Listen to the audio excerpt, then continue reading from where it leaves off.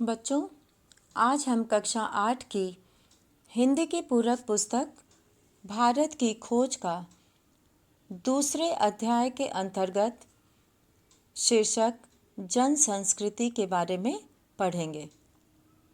जैसा कि हम सब जानते हैं कि समन्वय साधना आरंभ से ही भारतीय सभ्यता संस्कृति की मूल भावना और प्रवृत्ति रही है। इसी कारण भारत की सभ्यता संस्कृति को बहुमुखी एवं विविध धर्मों तत्वों की समन्वित सभ्यता संस्कृति माना जाता है।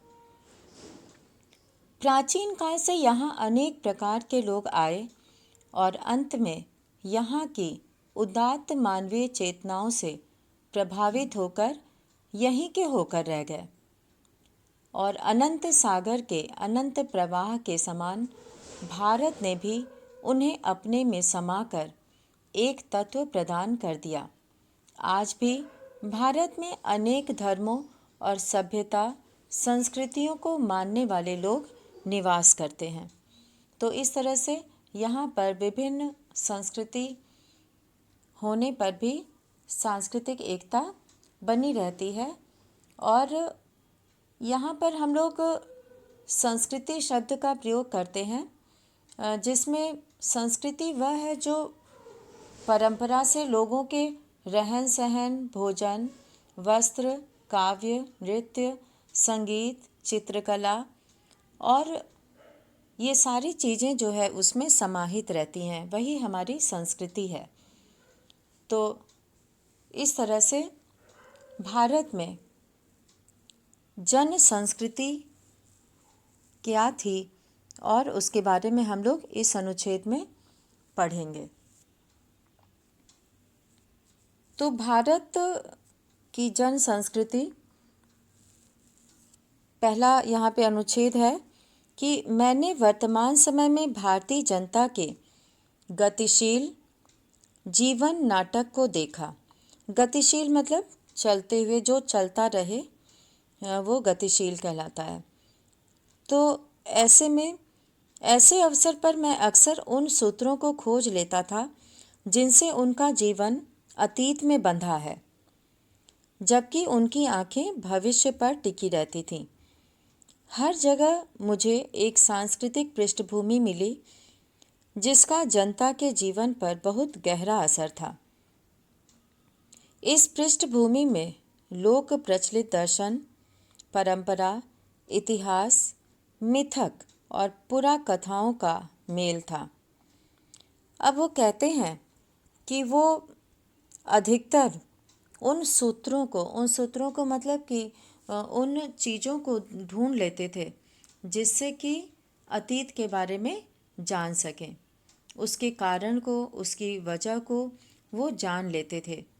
और वो हमेशा भविष्य के बारे में वो सोचते रहते थे और हर जगह उनको ये सांस्कृतिक जो भूमि थी, पृष्ठभूमि, वो उनको जनता के बहुत करीब ले जाती थी और उसका उन पर गहरा असर भी होता था।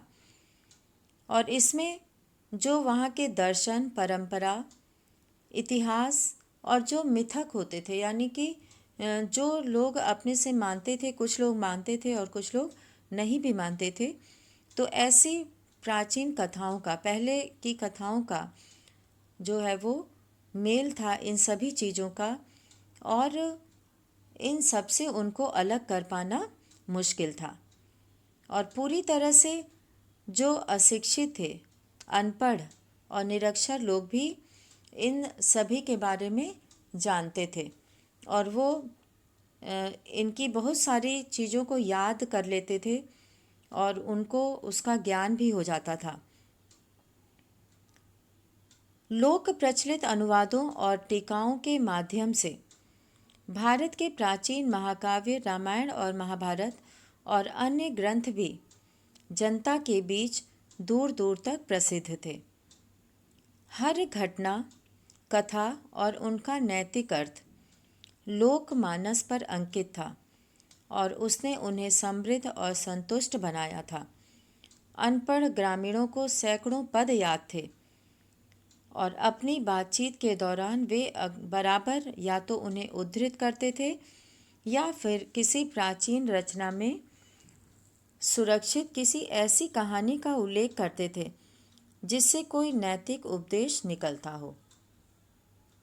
तो इस तरह से रोज़मर्रा की ज़िंदगी के मसलों के बारे में सीधी साधी बातचीत को ये देहाती लोग जब इस तरह का साहित्यिक मोड़ देते थे तो मुझे अक्सर बहुत आश्चर्य होता था।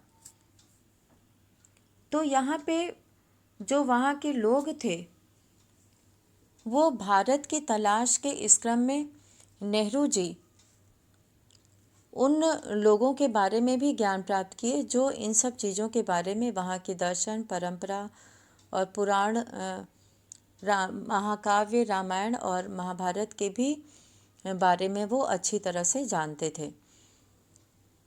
तो जब वो भारतीय जनता के जीवन की गतिशीलता को देखते थे तो उसका संबंध अतीत से जोड़ते थे, जबकि इन लोगों की नज़रें भविष्य पर टिकी रहती थीं। लेखक को हर जगह एक सांस्कृतिक पृष्ठभूमि भी मिली जिसका जनता के जीवन पर गहरा असर था। इस पृष्ठभूमि में बहुत सारी चीज़ें थीं जिसमें दर्शन, इतिहास, कथाएं, इन सब का वो पूरा मेल था और ये कथाएं आपस में इस प्रकार मिली हुई थीं कि एक दूसरे से उसको अलग करना असंभव था। और वे ऐसी कहानी का भी उल्लेख करते थे जिससे कोई नैतिक उपदेश निकलता हो, उससे हमें बहुत कुछ अच्छी बातें सीखने को मिलती हों। तो लेखक के मन में लिखित इतिहास और तथ्यों का भंडार था। लोग अपने यहाँ प्रचलित लोक दर्शन, वहाँ के दर्शन के बारे में जो अच्छी अच्छी बातें कही जाती थीं उसके बारे में वो जानते थे। और परंपराएं, वो उनकी अपनी जो परंपराएं थीं जो प्राचीन काल से चली आ रही थीं और जिसे वो मानते आ रहे थे, वो और इतिहास के द्वारा जो उन्हें ज्ञात था। और इस तरह से ये लोग अशिक्षित और निरक्षर होते हुए भी वे अपने उन लोक प्रचलित बातों को जो अनुवादों और टीकाओं के माध्यम से भारत में प्रचलित हुआ था और उसके बारे में ये सब अच्छी तरह से जानते थे। और हर घटना और कथा से ये एक सीख लेते थे, शिक्षा लेते थे कि अगर इस कहानी में ऐसा हुआ है तो उससे हमें क्या शिक्षा मिलती है। तो इसके बारे में वो लोग जो है पूरी तरह से जानकारी रखते थे। और भारत के जो प्रसिद्ध काव्य हैं रामायण और महाभारत, इन सब से जो है वो बहुत अच्छी तरह से परिचित थे और हर घटना और हर कथा को वो बहुत बारीकी से सुनते थे और समझते थे। और ये ग्रंथ भी बहुत प्रसिद्ध थे। नैतिक अर्थ और हर लोगों के मन में बैठ जाता था अच्छी तरह से और उससे वो अपने आप को समृद्ध और मजबूत बनाते थे। और इनको बहुत सारी ऐसी चीज़ मौखिक रूप से याद हो जाते थे इन ग्रंथों में वर्णित चीज़ें, जिससे कि वो अपना मनोरंजन भी करते थे और उससे ज्ञान भी इनको मिलता था। और रोज़मर्रा की ज़िंदगी के मसलों के बारे में सीधी सादी बातचीत को वे देहाती लोग जब इस तरह का साहित्यिक मोड़ देते थे तो नेहरू जी को बहुत आश्चर्य होता था। और यदि मेरे मन में लिखित इतिहास और लगभग सुनिश्चित तथ्यों से निर्मित तस्वीरों का भंडार था तो मैंने महसूस किया कि अनपढ़ किसान के मन में भी उसका अपना तस्वीरों का भंडार है। अब यहाँ पर एक शब्द आया है सुनिश्चित, यानी कि जो पहले से निश्चित हो, और तथ्य, तथ्य यानी विचार उनसे बने हुए तस्वीरों का भंडार था, यानी कि उनके मन में बहुत सारे ऐसे विचार भरे हुए थे। और नेहरू जी ने ये महसूस किया कि अगर ये अनपढ़ और अशिक्षित लोग इतनी चीज़ों के बारे में जान सकते हैं, तो हमारे किसान भी, उनका भी एक सोच होगा, एक विचार होगा जो उनके मन में होगा। और यह बात अलग है कि उसका स्रोत, स्रोत मतलब पाने का स्थान, निकलने का स्थान, तो पुरा कथाएं एवं परंपरा और महाकाव्य के नायक नायिकाएं ही अधिक थीं और इतिहास बहुत कम। तो जो पहले की प्राचीन कथाएं हुआ करती थी, उसमें नायक नायिका का अधिक वर्णन होता था और उसमें इतिहास के बारे में जानकारी बहुत कम मिलती थी, क्योंकि ये कहानी के माध्यम से रहता था। तो उसमें ऐसे कोई भी तिथि या ऐसे जो दूसरे लोगों का नाम, ये सब बहुत कम मिलता था। तिस पर भी यहाँ पर एक शब्द आया है, तिस पर। ये बोलने का एक तरीका है, यानी कि उस पर भी, जैसे हम लोग कहते हैं इतना होने के बाद भी, तो उसी अर्थ में इसका भी प्रयोग हुआ है कि तिस पर यानी उस पर भी वह बहुत स्पष्ट होता था। मैं उनके चेहरे, उनके आकार और उनकी चाल ढाल को ध्यान से देखता। उनके बीच बहुत से संवेदनशील चेहरे, बलिष्ठ देह और सीधे साफ अवयवों वाले पुरुष दिखाई देते। अब यहाँ पर एक शब्द आया है बलिष्ठ देह। बलिष्ठ देह कहते हैं कि मजबूत शरीर वाले। यहाँ बलिष्ठ का अर्थ है मजबूत और देह का अर्थ होता है शरीर। तो ये जो है संवेदनशील, यानी कि जिनके अंदर भाव हों,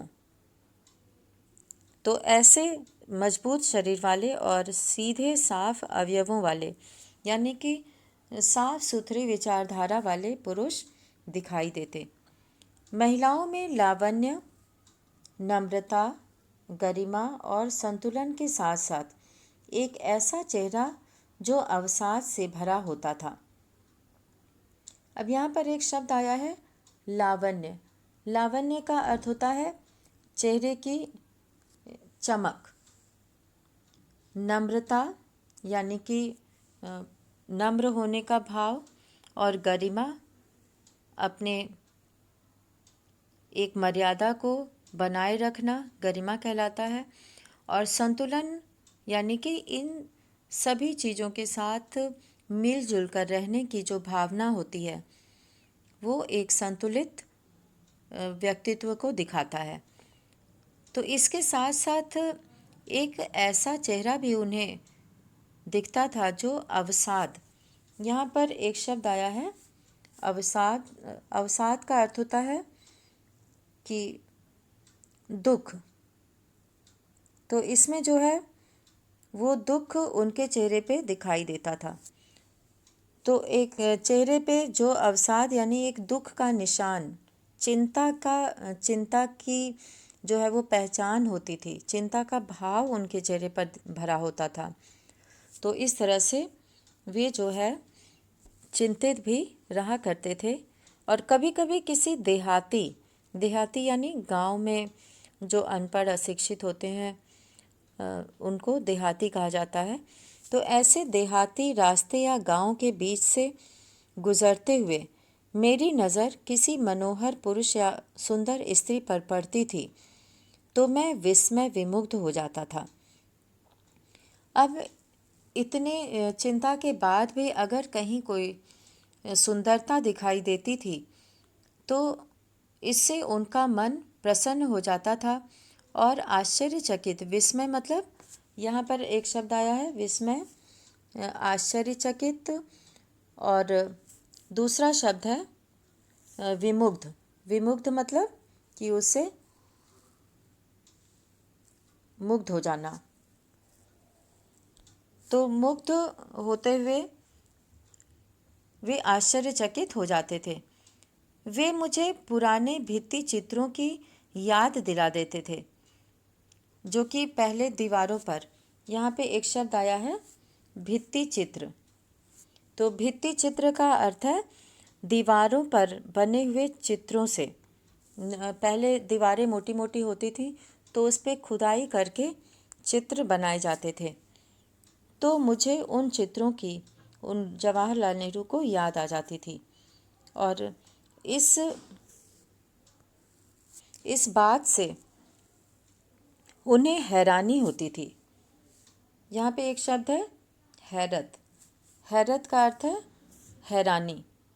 और उनको हैरानी होती थी कि उन तमाम भयानक कष्टों के बावजूद जिनसे भारत युगों तक गुजरता रहा, यानी कि भारत में लोगों को बहुत ही कष्ट झेलना पड़ा, और इसके बावजूद भी जिसने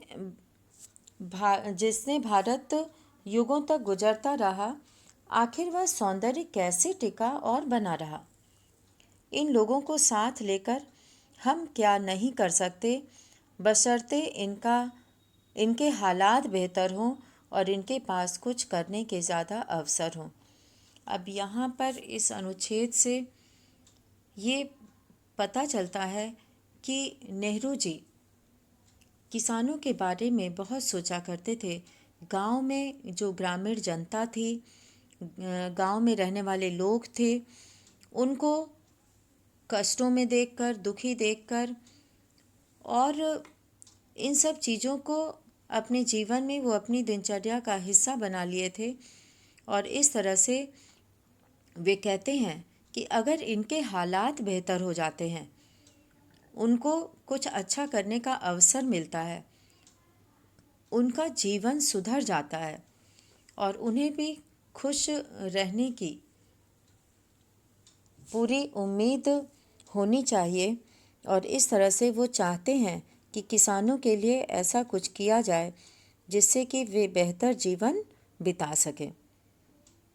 तो वो क्योंकि वहाँ पर देखते थे कि जो व्यक्ति इतनी चिंता के बावजूद, भयानक कष्टों के बावजूद जो है इतने सुंदर, मनोहर लगते थे देखने में, और शरीर से भी वो मजबूत थे, लेकिन वो जो है उनके मन में एक चिंता होती थी। और उसके बाद भी वो चारों ओर जिनके अनगिनत विपत्तियां फैली हुई हों, मुसीबत हो, तो ऐसे में अगर उनके भयानक कष्टों को दूर किया जाए तो भारत में स्थितियों को संभाला जा सकता है, और इसके बाद ऐसे लोगों की हालत भी सुधर जाएगी, उनका जीवन भी सुधर जाएगा। चारों ओर गरीबी और उससे पैदा होने वाली अनगिनत विपत्तियां फैली थीं और इसकी छाप हर माथे पर थी। जिंदगी को कुचलकर विकृत और भयंकर रूप दे दिया गया था। अब यहाँ पर शब्द आया है विकृत। विकृत का अर्थ होता है बिगड़ा हुआ, और अनगिनत का मतलब होता है जिसकी कोई गिनती ना हो सके। तो ऐसे अनगिनत विपत्तियाँ मतलब दुख उनके जीवन में थे, और चारों ओर वो सबसे ज़्यादा गरीबी से, और उस गरीबी के कारण जो उनके ऊपर विपत्तियाँ आती थीं उससे वो ज़्यादा दुखी रहते थे, और वो भाव उनके चेहरे पर दिखाई देता था। और इस तरह से ये भाव उनकी ज़िंदगी से खुशी दूर करके और उनको विकृत और भयंकर रूप दे दिया गया था। वो किसी भी तरह से खुश नहीं हो पाते थे, और इस विकृति से तरह तरह के भ्रष्टाचार पैदा हुए और लगातार अभाव और असुरक्षा की स्थिति बनी रहने लगी। यह सब देखने में सुखद नहीं था, पर भारत की असलियत यही थी। असलियत मतलब भारत की वास्तविकता, सच्चाई और स्थितियों को समर्पित भाव से स्वीकार करने की प्रवृत्ति प्रबल थी, पर साथ ही एक प्रकार की नम्रता और भलमनसाहत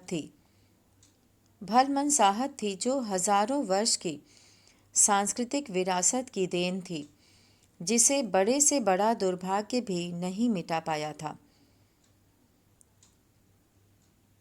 तो यहाँ पर इतने दुखों के बाद भी भारत में नम्रता, यह सब कुछ होने के बाद भी स्थिति को स्वीकारने की जो प्रबल प्रवृत्ति थी, जो उनके अंदर ये शक्ति थी, वो हजारों सालों की संस्कृति विरासत की देन थी और इसे दुर्भाग्य भी न मिटा पाया था।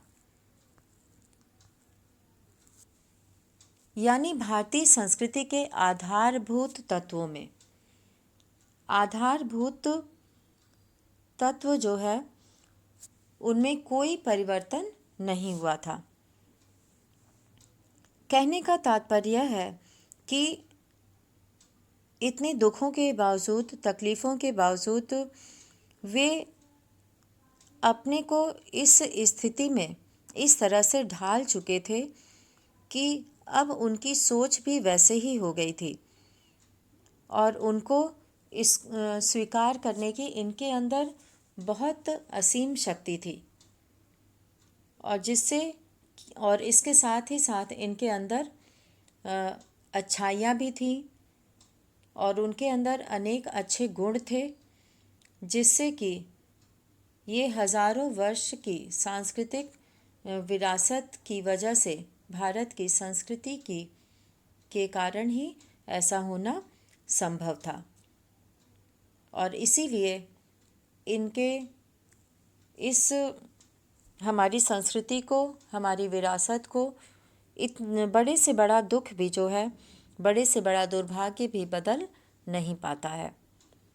तो ये था हमारी भारत की जन संस्कृति, जिसमें लेखक को इस बात से हैरानी होती थी कि तमाम भयानक कष्टों के बावजूद आखिर ये लोग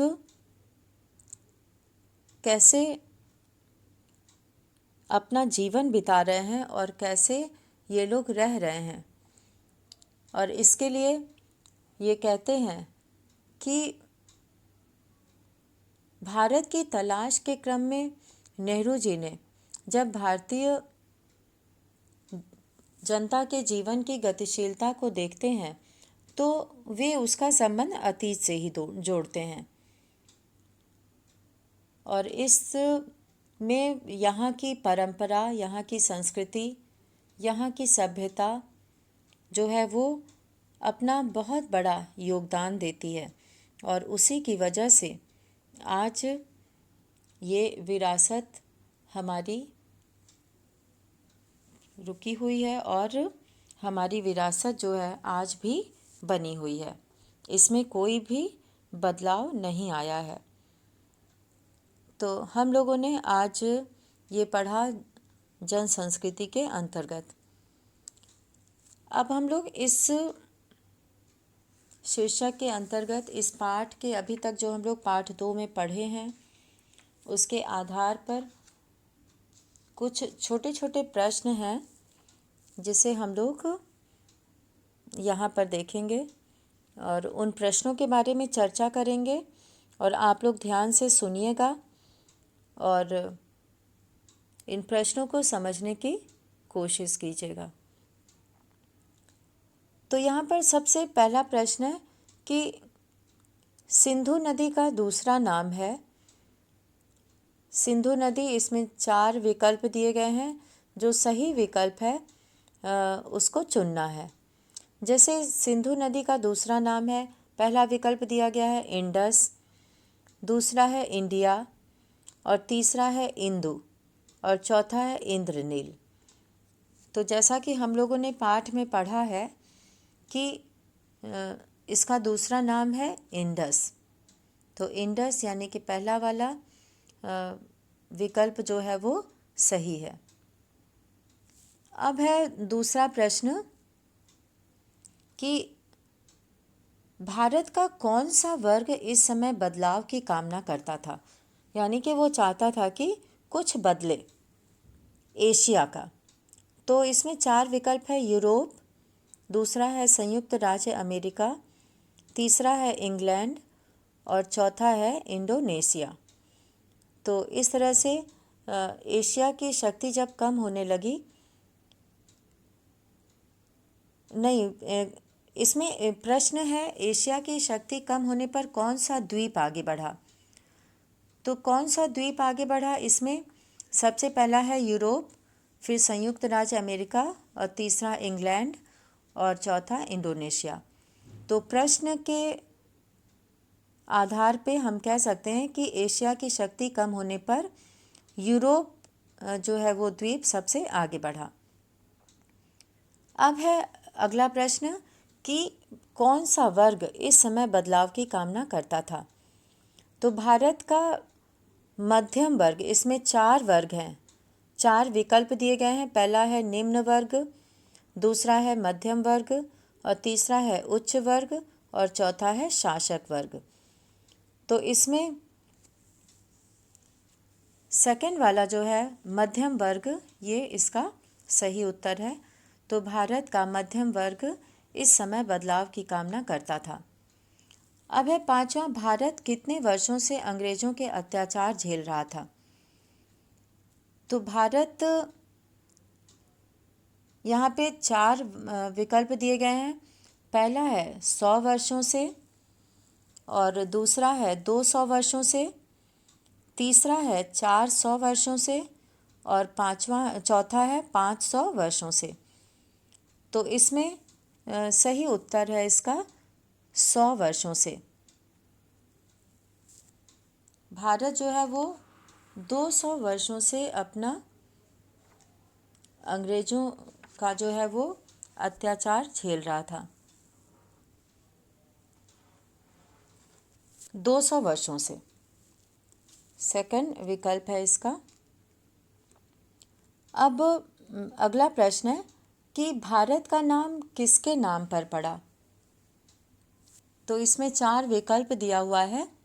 राजा भारत, दूसरा है राजा भरत, तीसरा है भरत मुनि और चौथा है भारद्वाज। तो प्रश्न है कि भारत का नाम किसके नाम पर पड़ा। तो इसमें सही विकल्प है राजा भरत। राजा भरत के नाम पर हमारे देश का नाम भारत पड़ा। अब इसमें 7वां प्रश्न है कि तक्षशिला के अवशेष कितने प्राचीन थे। इसमें पहला विकल्प है 2000 वर्ष पूर्व, दूसरा है 3000 वर्ष पूर्व और तीसरा है 4000 वर्ष पूर्व और चौथा है 5000 वर्ष पूर्व। 2000, 3000, 4000 और 5000। तो इसमें पहला विकल्प है 2000 वर्ष पूर्व। तो तक्षशिला के अवशेष 2000 वर्ष पूर्व प्राचीन थे। 8वां, अब अगला प्रश्न हम लोग पढ़ेंगे, भारतीयों की जीवन शैली कैसी थी। तो भारतीयों की जीवन शैली के लिए यहाँ पे 4 विकल्प दिए गए हैं। पहला खुशहाल, दूसरा अभावों व असुरक्षा से ग्रस्त, तीसरा सामान्य और चौथा उच्च कोटि की। तो इसका सही विकल्प है दूसरा, अभावों व असुरक्षा से ग्रस्त, क्योंकि उस समय भारत स्वतंत्र नहीं था, गुलाम था, इसलिए वो असुरक्षित था और अभावग्रस्त था, उसके पास सभी चीज़ें उपलब्ध नहीं थी। तो इस तरह से हम लोगों ने पाठ 2 पर बहुविकल्पी प्रश्न देखे और उसका विकल्प देखकर सही उत्तर जाना। तो इसी के साथ हम लोग ये अध्याय यहीं समाप्त करते हैं। धन्यवाद।